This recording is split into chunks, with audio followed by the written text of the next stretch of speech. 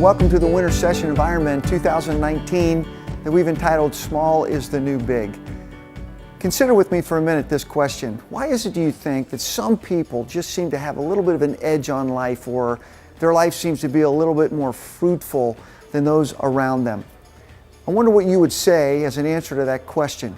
But one of the things I'd like to submit to you is maybe it isn't so much about their intellect or their EQ or their emotional capacity, but what if it was really about the fact that they'd learned to click into this thing called wisdom and then build healthy, small habits over a long period of time that made a world of difference? That's what we're going to be spending some time talking about over these next 8 weeks, and we're going to have a great ride doing it. We're going to talk about things like seismic shifts and little habits of the heart, the inside of us, and habits on the the outside of us, on the externals.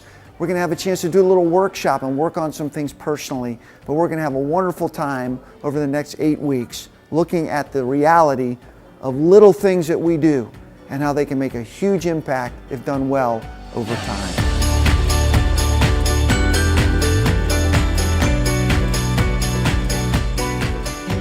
Gentlemen, how we doing? Welcome. Give yourselves a hand. You made it. You're back in action. Wow. Hey, honestly, this is terrific that we're together tonight. Today at 3 o'clock, we didn't know if this was going to happen. The water guys were out working in a parking lot, and they blew a meter or blew a pipe or something, and so, but they're up and running, and we're here, and it's going to really be a great night tonight. I'm really looking forward to this, and I want to welcome all the guys that are new. How many guys, this is your first kind of Ironman thing? Let's give them a round of applause. We do have a tattoo that we like to recommend that all you guys get. We got a special room before you leave. It's put on by laser. It only takes about 10 minutes, and it's awesome. But I want to welcome one guy especially. I'm not going to make a big deal because you'd be too embarrassed, but Dennis Funk is here. And I want to just welcome Dennis. And you guys, yeah.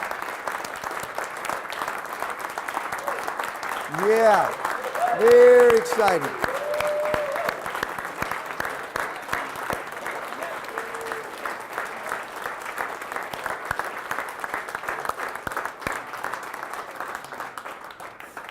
And one of the things that Dennis didn't know that I was going to do this, but I want to just use him as an example. You know, one of the things, if you're new, and if you're not, I just want to reiterate about this.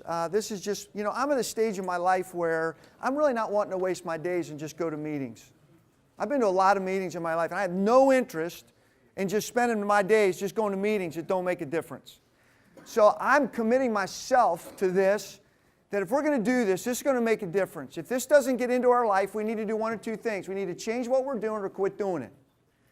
But one of the things that I love about Dennis is that he hasn't quit. And he's really dared to work through some hard things. He was on his way here a little over a year and a half ago. Is that right, Dennis?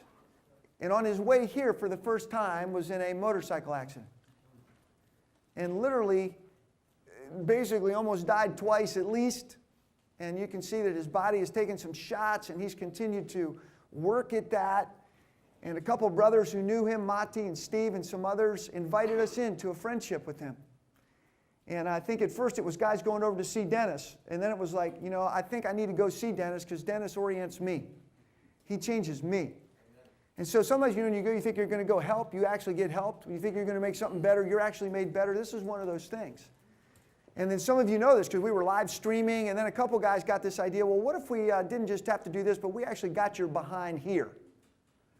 And then some people that know how to do that, like Ben Mortensen and some others, you know how things happen, make it happen. So Dennis, you're here, you're one of us, we're thrilled, we're just glad, join in. And this is about making our days count. You know, he's got a family like us, he has struggles like us, like me, like you. And I just want you guys to know that what we're committed to here, this is not just about meeting, this is about life change. Are you okay with that? Because I'm trusting that's why we're here, honestly. And so if you're in for that, we're going to have a tremendous session together this time. We've kind of entitled this Small is the New Big. And I want to tonight help us just taste that a little bit And then I want to give you a little preview of where we're going to go over the next 7 weeks from here. And I can tell you this, by the time we get to the last week, we're going to spend part of this time like this, actually having a little workshop where you're going to have a chance for about 20 to 30 minutes to actually begin to draft and work on a document about your life that you can begin to work on until the very last days of your life, and maybe give it to your kids or to someone you love. Because here's what I know. I think a lot of us spend a lot more time living our lives than we do actually considering the lives that we're living. We spend our lives just living it without ever saying, is what I'm doing what I really want to be doing or should be doing or would be beneficial to do? And now you have time to think about that. And I'm doing some things in my life only because some men in front of me in my life said, hey, Goody, you're going to think about this. And they sat me down and they made me do it. And I'm forever grateful for that. It changed the course of how I spend my days. And so I want to encourage us in this. But here's what I want you to do now. You ready? We're only going to do this for about 10 minutes. I want you to find no more than small groups of 3. If you need to stand, you can even move, like get into groups of 3 and stand if you need to. But no more than 3 of you. And I'd love for you to answer this question. It'll be up on the board. But what do you imagine, what can you imagine is a key factor, okay, in why some people seem to be more skilled at living and seem to get better outcomes in their lives than other people? Why do you really feel that some people just seem to be more skilled at this thing called life than others and get better outcomes in their lives? And so we're going to move this board, and there's no right or wrong answer to this. So I'd love you to just stand right now in groups of 3 and just fire away at this for a few minutes and see what you think, all right?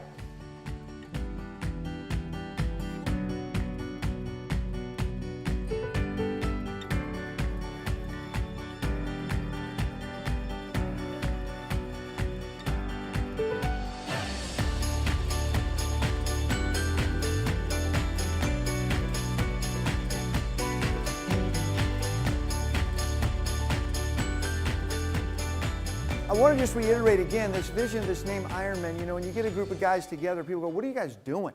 That's a great question, isn't it? And I just recorded you guys talking, so if your wives ever ask you, why don't you ever talk like that at home, I can say, the guy knows how to talk. Listen to this.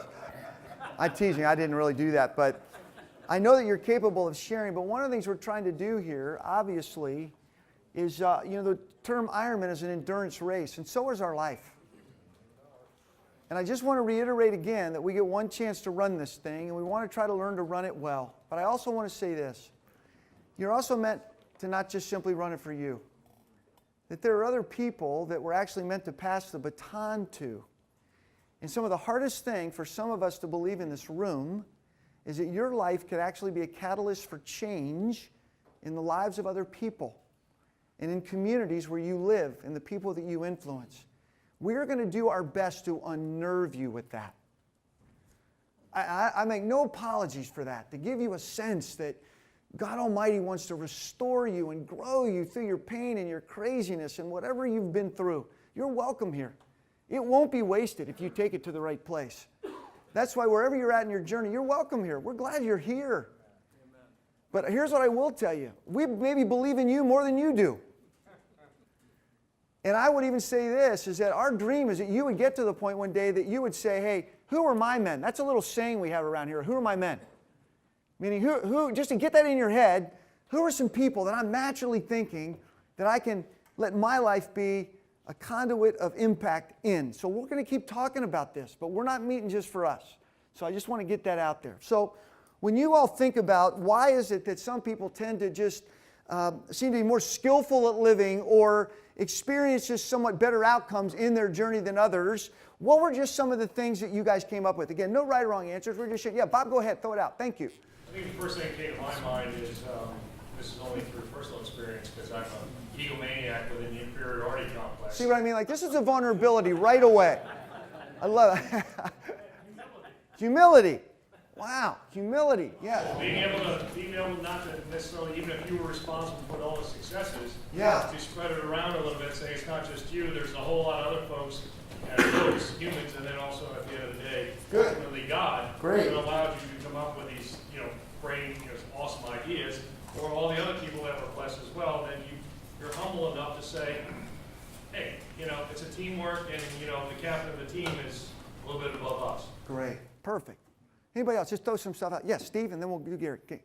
We were talking about how there's someone in your life at a critical time in your development who's an example, a good example for how you should live your life. And at some point in time, if they impact you well enough, you realize that then you become the example for someone else. Okay, great.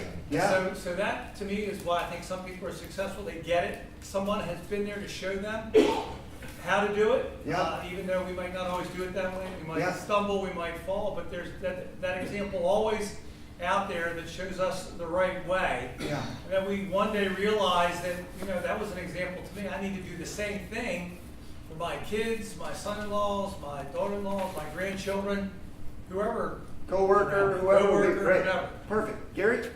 One of the things I learned from my father is that failure is just a stepping stone. Okay, so failure, people that don't waste failure. You fail at something, but you know now what not to do. What not to do. Okay, good. So I'm just going to put you use failure, okay? Good. Does that kind of get at it, Gary? I don't want to misrepresent, but you're going to use it. It's not just you did it, but you're going to use it. Okay, good. Yeah, go ahead. Yeah, focus. Some ability to stay focused on the end game. Okay, they stay focused on the end game. Good. Good. Yeah. Josh? And optimism. Optimism. All right. Yeah, they have a sense of optimism. Glad I could spell that word. Optimism, I think. This is, Yeah, go ahead. A couple more right here, and then Kermit will get you. Yeah. I sort of goes with focus and just being disciplined. Discipline. All right? Do you guys know that all of you are disciplined? Do you know that? You might be in the wrong thing, but you might even be disciplined at being undisciplined, but you're disciplined. So, yeah. We have one more. Yeah, Kermit? I think people that focus more on the process than the outcome. Say a little more about that. Process is something you can point to that when you focus on the outcome, you can have bad processes. Ultimately, that's going to lead you down the wrong path. But people that really focus on what's wrong with my process when I get the outcome tend to kind of work themselves in a better spot. Okay, great. So some of you guys who are new and some of you are old, we have this little image here that I just want to draw one time for you, just so you guys get it, that I'm trying to make a point here. Behind all of these things, humility, people that are examples, but, how did they become an example? What did they do in their life that led them to that place? And the reality that you had some failures in things that you did or you tried, and focus and optimism and, your discipline. There's process versus outcomes. I want to just say for a lot of these, could it be that there's something even underneath all of these that make them so impactful in our life? That these just don't stand someplace, but these things live in a deeper place. And I want to just throw one more out to you that maybe that might challenge you. And I would say this. I'd like to just offer that these are all magnificent, and every one of them is right. They're totally true. There's nothing up there I think anybody would argue with.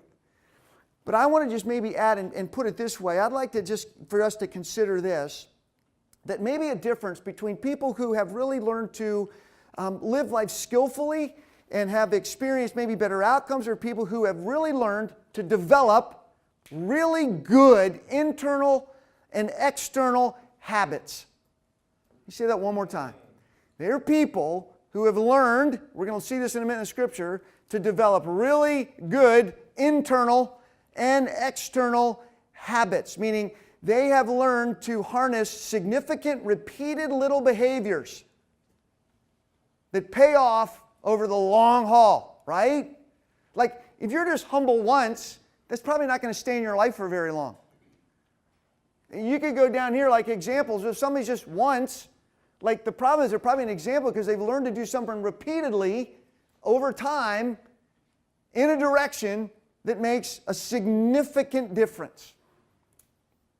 How does that feel to you guys? Does that make sense?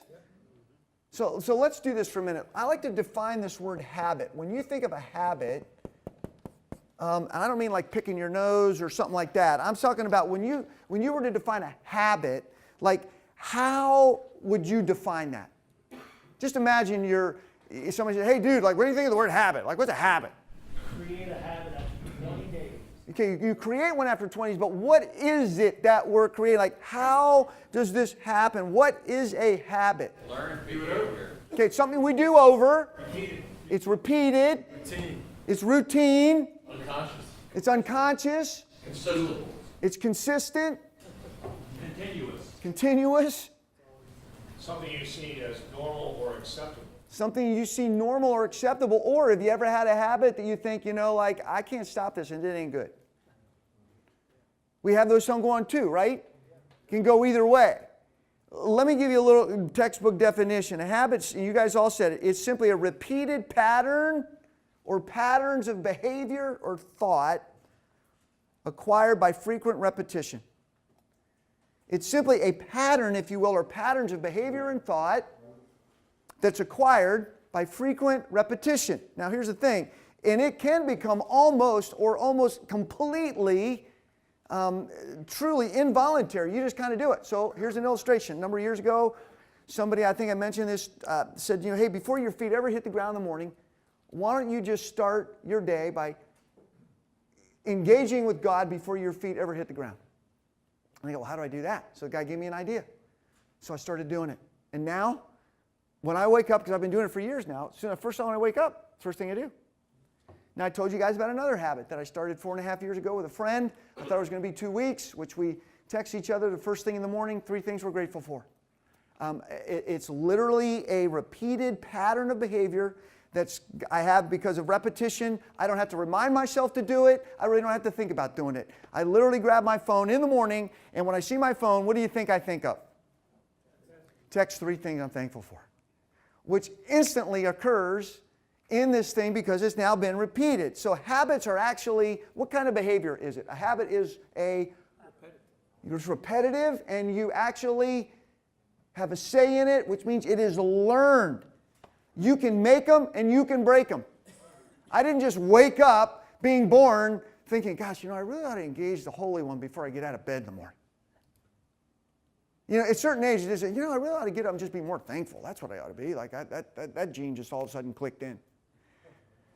You actually have an opportunity to engage your life in this way, and you get blessed or you can become a victim by these things as well. Was that not true? But here's what I know. Habits have phenomenal power. They have phenomenal power.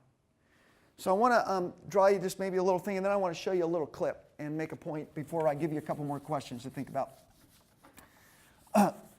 Maybe another way, if you're looking for a good book on this, there is a great, it's called The Power of Habit. I'm going to read you a quote from that book in just a little bit, but Circle that 5th one. What's that? This one? This one? Yeah, circle it. Great. I want to give you a little. What's that? Sorry for messing your time. No. Yeah, this is great. Did you want to say something about it, Tom? It'd be great if you did. I just did. Okay, good. Circle it, highlight it. This is it. Perfect. Good. All right.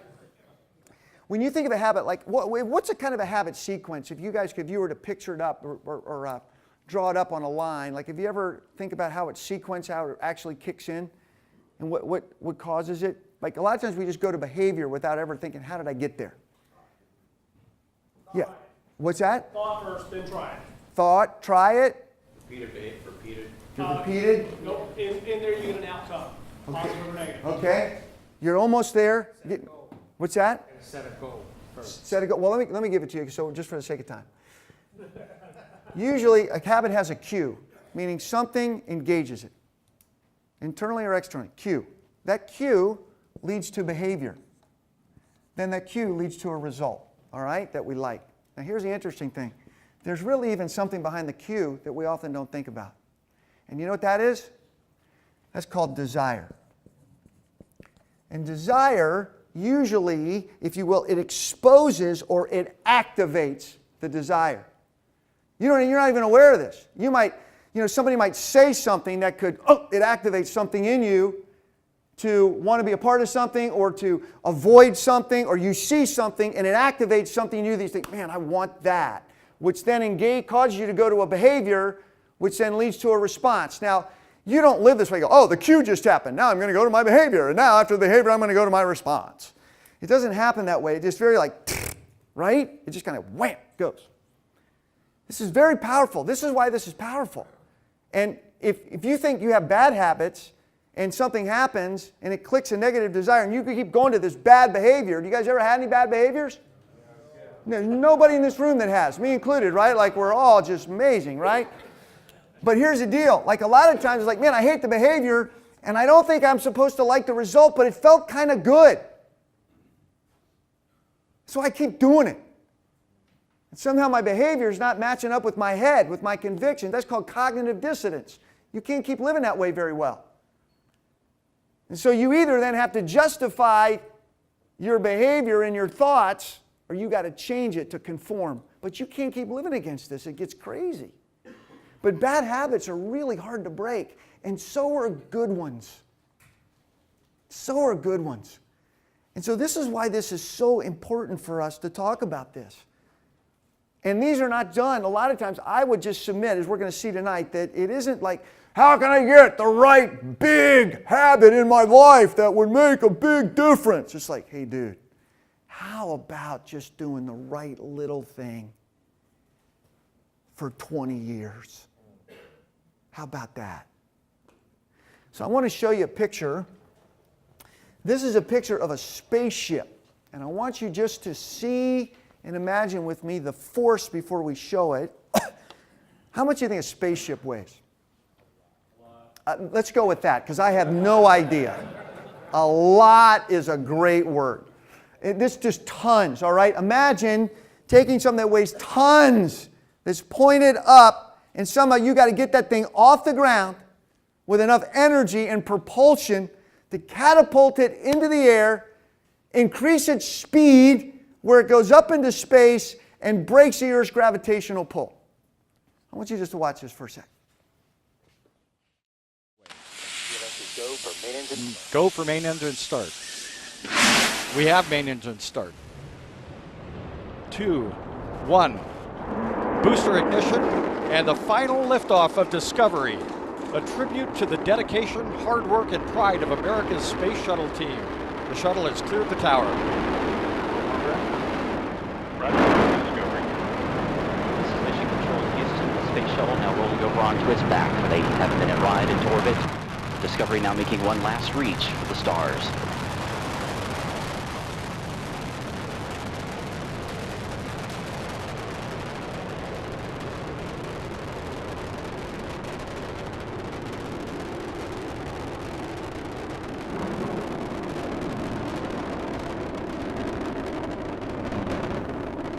Think about that. What struck you about that? Anything? I mean, just seeing that. Gas mileage. What's that? Gas mileage? Yeah, that's a whole lot of gas mileage at 207 a gallon, isn't it? Well, I mean, anything strike you guys? Did you just see that? Well, it takes a lot to get it going. A lot to get it going. Once it's going, it takes less to get it going. to keep it going. Did you hear that? Say that real loud, Joel. It takes an awful lot of power to get it started, but once it's started, it doesn't take as much power to keep it going. Wow, did you hear that? Getting it going initially takes a lot of energy and force, but to keep it going is less as it goes on. Yeah. Also, we have to remember that the space shuttle itself can't launch without some help. Yeah. You need some boosters. Need some boosters, need some attention, obviously, but when that stuff gets ignited, hence Q, out of a desire, somebody desired to have that thing go in space, right? Yep. Any other thoughts on this? This is really important. I want to help you understand something for a minute. This is really crazy. It's just what Joel said. Do you know that it took more energy in the first 2 miles to get that thing out of the Earth's gravitational pull than it did the rest of the way to the moon? That's crazy, isn't it? It took more energy in the initial stages than forever. This is why people don't break bad habits very well. Things are very hard. They can implement, man, it's like, oh, I know I should, but But what if we could learn to think about not just trying to, change a bad habit by trying to beat the bad habit up, but if we gave some energy to something what we really want in the right direction, that's in the directions we're going to see of wisdom, so that then as that gets implemented and ingrained, it begins to just be a part of our life, and it's a good thing. And there's tremendous power in this. Does this make sense? Let's take a look real quickly, and then I want to get you into some groups for a little bit to talk about this. And look at Galatians chapter 6. I want to just kind of make a little comment on this, and then we're going to look at a couple other passages a little later. But listen to this. This is just one little verse. Galatians chapter 6, verse 7 and verse 9. 2 verses. Paul says these words, "Do not be deceived. God cannot be mocked." Anybody want to read the next line? Whatever a man sows, that he will also reap. Whatever a man sows, that he will also reap. Another fact might say a man reaps what he sows. Meaning what? There is an outcome to reaction. God will never be mocked. Nobody ever gets away with anything, even when you think they do. It's not because God's mean. There's just order.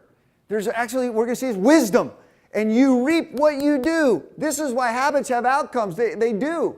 And good ones do and bad ones do. But I'm telling you, people who live differently, knowingly or unknowingly, I think, have found a way to swim in God's stream of the way He created things to function, and they end up being blessed by the way that God has made things to be. There is actually an oughtness to life.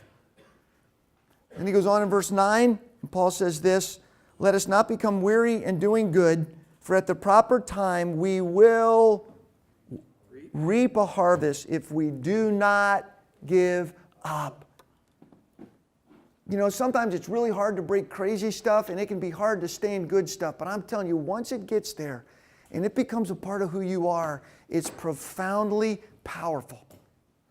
So now during your time around the tables together for table talk, consider this question. How aware are you truly of some of the little habits that you have in your life, consciously or maybe even unconsciously that you do? If you were to stop and look at yourself, what little habits might you notice? And then if you feel comfortable, take some time to maybe share something that's good, a good habit, or maybe even a bad one, and how you've experienced outcomes from either one of those. And then we're going to take some more time to process them together. Enjoy this time.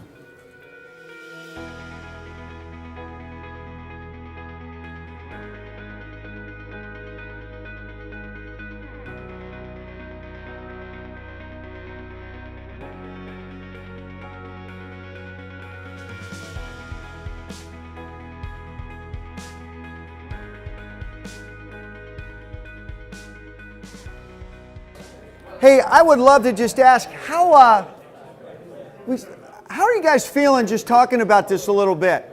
I mean, honestly, are there any, this is a feeling, not a thinking question, okay? If you can, I'm just like, how does it feel to talk about some of this stuff a little bit? Yeah, Paul. It's a lot easier to talk about your good habits in front of people. Yeah, it is. Isn't it a lot easier to talk about your good stuff than your bad stuff? Yeah, okay. Anybody agree with that? How many of you feel like if you did talk about some of your bad stuff, you might have less bad stuff? It's funny, there's a lot of truth to that, by the way. And even to ask yourself before the cue, do you really want the bad stuff? I think a lot of times we assume that the behavior that we really want may not be really what we're looking for all the time. And I think we can get deceived in that. We'll talk more about that in the weeks to come. Any other feelings, just respond? Yeah, thanks, Steve. I was just going to say, you realize everyone else has bad habits too. Anybody else has some bad habits too? How about that? Let's give an amen for some bad habits together. Yeah, anyway, good. No, there's a lot of truth to that. Were you guys able to share any of that? Good. I'm glad. I'm grateful. A good friend of mine, Doug Holliday, once said that we often, particularly as we get together, he works for some very significant, from a cultural perspective, high-powered, very successful people and men in this instance. And he said most people would think that what draws people together, you talk about your strengths. He goes, the reality is it's exactly the opposite. It's when you talk about your vulnerabilities. So when he's with these men, he doesn't ask them about their achievements and anything that they've achieved. He asks them, when was your most insecure moment as a dad? Because you're all dads. That's okay, let's talk about that. You go first. And they go, imagine like the CEOs of Goldman Sachs and guys who are in big companies and very successful, and people just know them by their money, and we'll look at him and go, wow, and he goes, I don't really care about any of that. I want to know why you're having trouble communicating with your kid. Let's talk about that, because you're not good at that. And most of us don't run to what we're not good at, but we need to go there. That's the point. And you built a habit of not being good at something you say you value. This is the lunacy of this. And so then you keep living that life without considering the life I'm living, and you actually reap what you sow. And then gripe about it. Look what the world did to me. I'm a victim. Not really. Not really. Yeah, Bob? I think a lot of times, especially with successful people that I know, that they don't make any failure is not, at least outwardly, is not their fault, because they're so successful in everything else that when something doesn't come easily to them, it's got to be somebody else's fault, some other type of experience or something that they can blame something else. I'm speaking for myself. That being successful, then when you're not good at something, it's not because you're not good at it, it's because there's other influence and forces that aren't allowing you to be good at it, even though at the end of the day, it's down in your heart. Yeah, that's good. Yeah, was this good to even talk about? Is this helpful to even talk about this a little bit? So here's what I want to tell you. This I'm really looking forward to this. Every week, I'm going to try at the end, after starting next week, to give you what we're going to talk about, the value of 5. And I'm going to really work hard at giving you 5 minutes at the end of our sessions each week to think about something we're talking about that week, to really get one little thing down on paper that you could work on. Everybody can work on one thing, right? Like one thing. And then here's a crazy thing. We're going to start the next week by having opportunities for guys to share what their experience was in working on that one thing over the course of the week, so we can hear each other. And we might have some guys who will go, hey, guy, I might tell you, like, dude, like, I can't believe I got this idea and I did it. You wouldn't believe it was awesome. Or like, hey, I tried that, didn't work. I'm going back to the drawing board. Here's what I know. How many of you feel that there's areas of your life where you'd like to see change? Okay, now look around the hands. Let's leave them all up. Okay, here's what I know. For that to happen, here's a revolutionary statement. Something has to change. And I think a lot of us go, yeah, I really want something to change. Not really. Not really. You really don't. Put your hand down. Because you're not willing to do something so that change occurs. Why? Because it's hard. I'm good at this. No. You actually want something. And something cues it up and leads to a behavior that you're really good at, almost like, the little hamster on the wheel. But let's start thinking about this stuff. And so I'm going to try to every week give you a little space to learn a new habit. Whoa! Thinking about your life. Because a lot of us don't. We really don't. And so until something extreme or massive happens. So let's do this. Let's open the book of Proverbs for a minute. I just want to... How many of you believe that Paul was right? It's hard to disagree with Paul, right?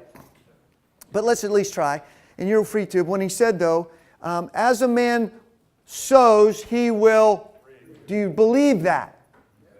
Okay. If that's true, and you believe that, then that would fall under the word wisdom. Now, let's define wisdom again before we read these few passages in Proverbs, because it's important. We've gone over this before, but for the sake of review and for the new guys that are here, when we talk about wisdom, did anybody have any reminders of what we mean when we say wisdom? Knowledge of life. Excuse me?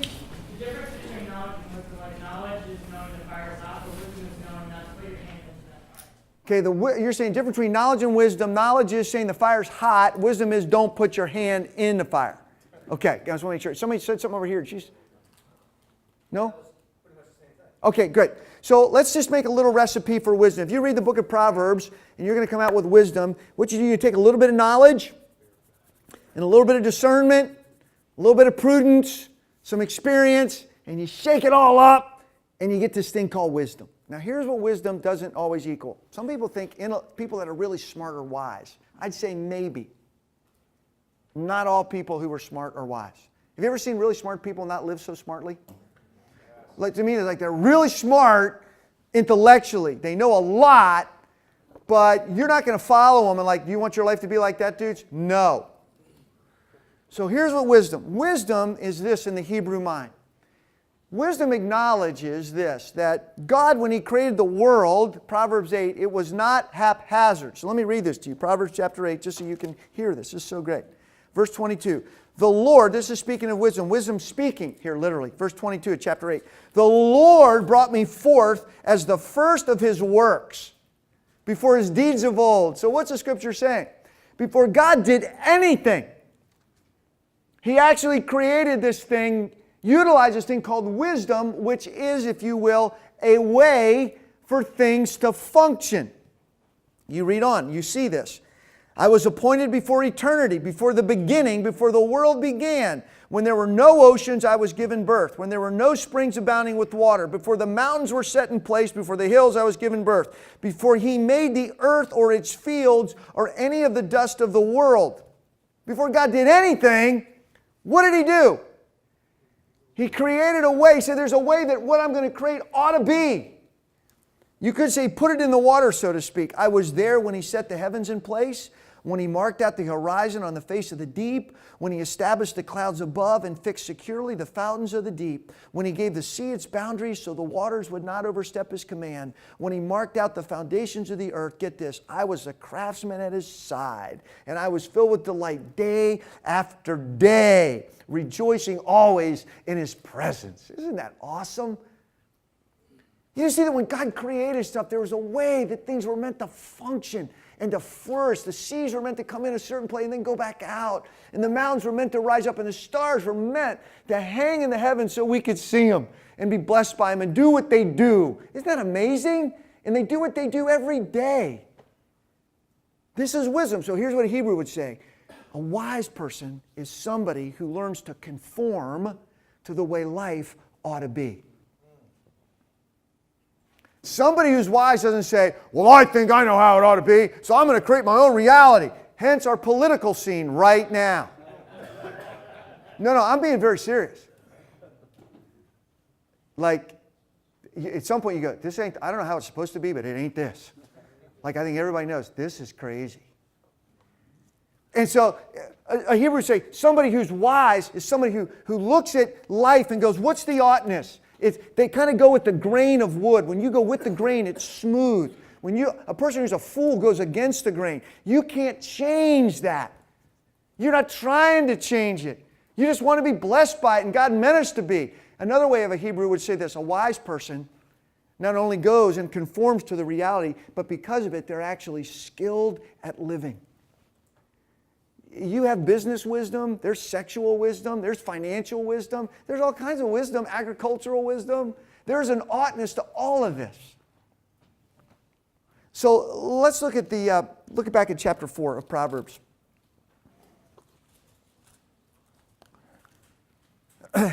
Verse 5 through 7. This is so beautiful. Get wisdom, get understanding. Do not forget my words or swerve from them. Do not forsake wisdom, and she will do what? She will protect you. Esteem her, and she will exalt you. Embrace her, and she will honor you. She will set a garland of grace over your head and present you with a crown of splendor. Isn't that amazing? Like, wisdom is supreme. Verse 7, therefore get wisdom, though it cost you all you have. You say, look, I give you $1 million or wisdom. What do you think you'd be smartest to take? I'd say take the $1 million if you understand financial wisdom. But it could kill you. And you can fall in love with a good thing and make it something it was never meant to be. Because, see, money isn't the problem, 1 Timothy 6. It's the love of it. Money's incidental. And it can be a blessing or it can be a curse. But I think a lot of people are afraid of money because they're afraid of what it would do to them because they don't know wisdom. And so this is what's so profound. And here's what I'm hoping. Look at Proverbs 28, verse 6. 28, verse 26. 28, 26. I want to read you just a couple more things. Is this making sense to you guys? I'm going to draw this together, I promise.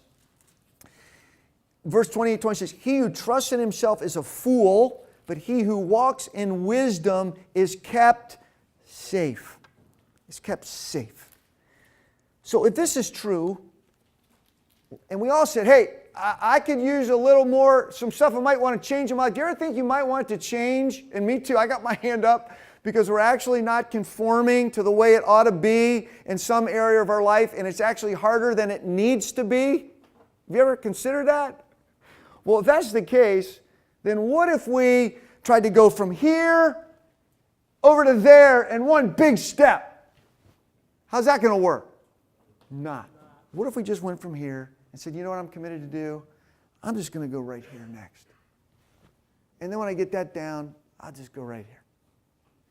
And then when I get that down, I'll just go right here. When I get that down, I'll just go right here. Does this make sense? See, a lot of us are like, I failed, I'm so screwed up. Like, look, forget it. It's unproductive. Today's the day. Like, how many of you think if I gave you 5 minutes right now, and I'm not right now, but if I did, if I said I give you 5 minutes to think of one thing you could do as a human being to improve your ability to have a relationship with another human being, what would make you better at it? Do you think you could think of one thing? Just one? Just one. I'm going to ask you to do one. Me too. What if you actually wrote it down and said, okay, this week, how can I do that one thing? Why don't we? Because it takes 5 minutes. And I'd rather just complain about why my life is the way it is. I get it. See, so here's what we're going to do during this session. We're going to talk about this thing called seismic shifts starting next week. And when you think seismic, that sounds big, doesn't it? Like, what do you equate with a seismic shift? Or an earthquake, that's right. And those are big, right? They do some damage sometimes, right? Mm-hmm. But you know what a seismic shift really is? It's little teeny shifts in the Earth's crust over a long period of time until the last one causes something big. But it's not just a big shift. It's a little shift over a long period of time. How many of you like to be a millionaire? I'm going to find out. He said, you know what? He told his kids, he goes, if you guys start saving $100 a month till you're 60, at age 21, you'll have almost a couple $1 million because of compounded interest. Now, there are people that actually make $1 million a year and don't save $1 million.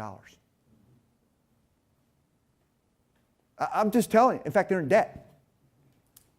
This is called smart fool, a smart fool. This happens all the time. I know people who been married for almost 40-some years who could get better at some things with their wife that they've been dealing with for a while, but they need to give a little more intentional thought, and that guy is me. I left my house this morning. I've been married 41 years to the same woman in April, and had a conversation before I left this morning with that woman who basically said to me, this is crazy what we have to keep talking about here. What are you going to do about this? And I said, honey, you're exactly right. This is not you. This is me. I got to deal with this. Like, I could go, God, I'm such a screw up after 40 years. I can't get over this. Like, God, this sucks. And tonight I got to go talk to all these guys and facilitate a time. Like, wow. Sad excuse for a human being. You guys, here's the point. Like, it's a waste of energy. The real question is, do I want to get better? And you know I do. And so it makes no good beating myself up. The same woman loves me. She ain't leaving me. She just said, hey, look, like, dude, I see it. What are we going to do about it? I got a feeling I'm not the only one. So let me read you something real quick. You put these up. I want to just read you these quotes. These are great. And then small wins are exactly what they sound like and are part of how keystone habits create widespread changes. You'll learn a keystone habit is one action that when it's done, it sets a lot of other good things in motion. It's like one thing impacts a ton of things. So for instance, when I started running a number of years ago, now almost, holy cow, 45 years ago, I started running And that decision in my life enacted a ton of other decisions, meaning it impacted how I ate. It impacted how I started feeling about myself. It impacted how I could help and encourage other people. It engaged me in races. It allowed me to help raising money. It made my sleep better. I was more alert. Just by making that decision, a bunch of other good decisions happened because of that one right decision. Does that make sense? That's a keystone habit kind of a thing, okay? Small wins are exactly what they sound like and are part of how keystone habits create widespread changes. Small wins have enormous power and influence that are disproportionate to the accomplishment of the victories themselves. Sometimes the win just is like, man, this is having a disproportionate influence to the size of it, but man, it's huge. Small wins are a steady application of a small advantage. Steady application. See, we're the culture of change. I just want to know, what's one of the things that you just love about a good friend? Is that they're what? They're always there. They're just faithful. It doesn't matter, like really, they're just there. Day after day, year after year, they're kind of like a bad rash. They're just there, you know? Let's read the next one real quick. Once a small win has been accomplished, get this, forces are set in motion that favor another small win. Small wins fuel transformative changes by leveraging tiny advantages into patterns that convince people that bigger achievements are within reach. You know, I do a bunch of work down at Helping Up that I just love, and Matt's been down there. Matt, you can vouch for this. Tell me if I'm wrong. Like, when guys are struggling with stuff in the realm of addiction, right? They don't try to just do massive stuff right away. Is that right or wrong? No, well, they try to. They find out it doesn't work. It doesn't work. So what you can like what's some of the early encouragement for what they try to get people to do? I mean, we were talking about it before. It's kind of picture a mountain. Yeah. And everyone wants to get to the top of the mountain right away. Yeah. And it's not the way to attack it. The best way to attack a mountain is pick a spot, 20% of the way up, get there. Yeah. And then pick another spot, another 20% of the way up, get to that point. And before you know it, you've overcome what you're trying to overcome. Small steps produce great strides. Small steps over time. And when you get to that one point, you go, oh my gosh, I didn't know I could go this high. This is amazing. And it gives you energy. You don't go, I can go to the next one. Like, I want a great marriage. It's like, why don't you just try to have a 10-minute conversation with your wife? That's different than the weather. Like, get a book, if you need it, that says an emotional question. Ask your wife an emotional question. She might go, did somebody give you this? Like, I really want to be close to my kids. Like, why don't you just show up at something they're doing? That's all. Or just, you know what I mean? Like, we get these crazy big things. Hey, dude, like, I want to reach the world. Why don't you just start praying for your neighbor? Me too. Like, what? You guys, like, I really want to know God. Great. Well, why don't you just start reading whatever day of the week it is, the date of the month. Read that proverb for a day if you're not reading the Bible. That's a great reading plan. Just start that. And then just try to pick out one thing you could practice. I'm telling you guys, you start experiencing it, it just makes it. Guys go, Goody, how'd you ever run a marathon? Well, here's how. I ran a mile, and then when I was convinced I could run, I actually went out and ran 3. And then when I ran 3, I go, I wonder if I could run 4.5. And I did. Then I decided, I think I'm going to run my first 10K, 6.2-mile race. And I get there, and I ask the guy that was running, I go, hey, how am I going to know how to run? I mean, where to run? He goes, you going to win? I go, no. He goes, follow everybody else then, dude. I went, yeah. He just knew I was a rookie, So then I do that, and I'm like jacked up, and I go, man, I wonder if I could run 8. And then I ran 8. I said, crap, if I could run 8, I bet I could run 10. And then I ran 10, and then I got to 13. I went, man, I wonder if I could ever do a marathon. And all of a sudden, I did. I mean, I didn't win. It doesn't matter. But my point is, it's, like faith steps, little faith. Like, I got sent down into no place at one point in time, and I reached the school. I didn't reach the school. I said, God, can I just get out of my car and go to a place that I don't know anybody? Will I trust you to do that first? I said, okay, Lord, I'll get out of the car. I'll at least do that. Get out of the car. Well, you can't just stand here, Goody. Okay, I'll go walk up in that crowd of people. Okay, Lord, what now? You probably ought to talk, say hello to somebody. Hey, how you doing? What's your name? And all of a sudden, little things took over these little wins that I did. Guys, I'm trying to make sense here. This is real stuff. And so think about the issues of your heart. We drift. We're going to talk about some of this stuff. We're going to talk about some external stuff. We're going to spend a week talking about money, little habits of that. We're going to talk about our bodies. I'm going to bring in a health coach and let them just share with you a little bit. We're going to have some finance, just talk about this. And we can get down deep into some stuff. And then one week you're going to have a chance to literally start working on this little thing like Matt says, and just maybe think about this. Oh man, what kind of man do I want to be? And then begin to craft some little steps. Like, I'm in the process right now because somebody asked me this, like, how many of you thought about the next 6 months of your life?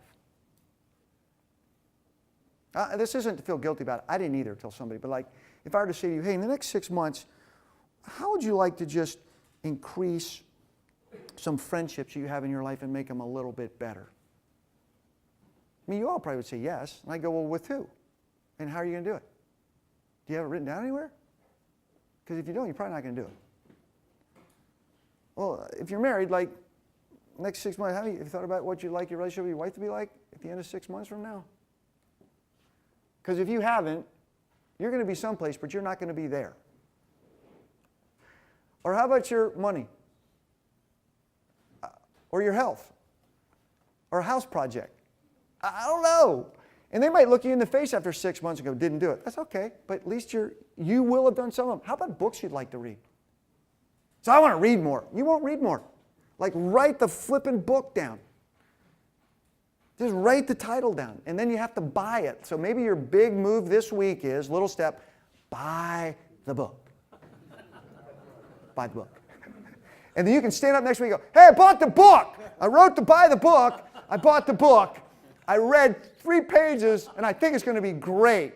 But here's the deal. Here's what was so great about that. I followed through.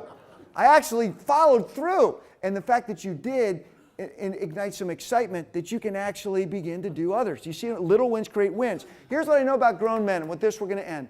Grown men who you think shouldn't get shut down really quickly when they feel insecure or that failure is anywhere close.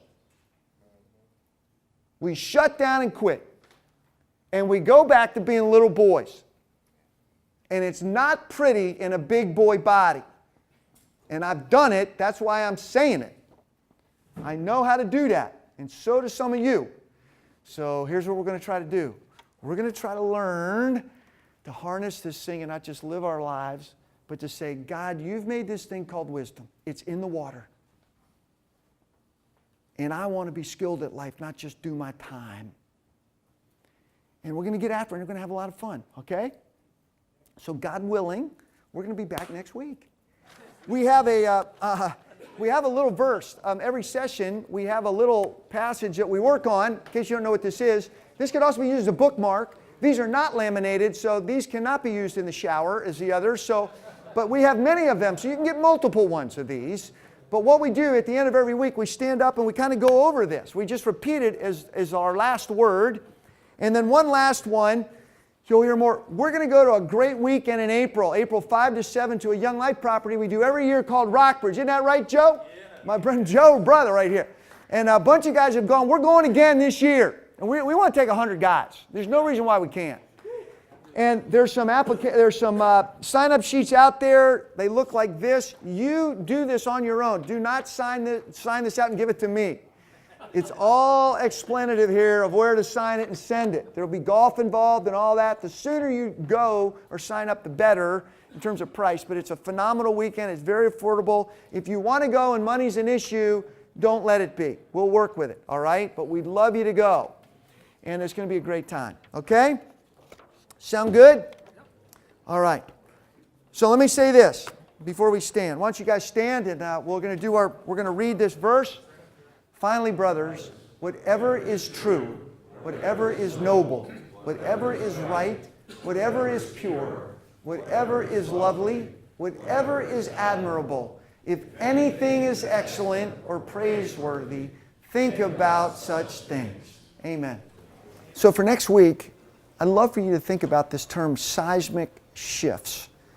Sometimes people equate that with earthquakes, and that makes a whole lot of sense.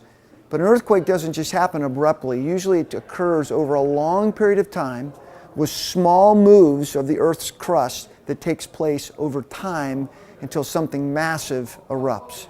I'd love for you to think about that for next week. What might be some seismic shifts or consistent little steps you could take in relationships that you think might make them better? In your relationship with God, wherever you might be, that might make it a little bit better. In your relationship with your children, if you have them, that might make it a little bit better. In the intensity of your work, that might make it a little bit better. What are some of those little steps over time that could make a huge difference?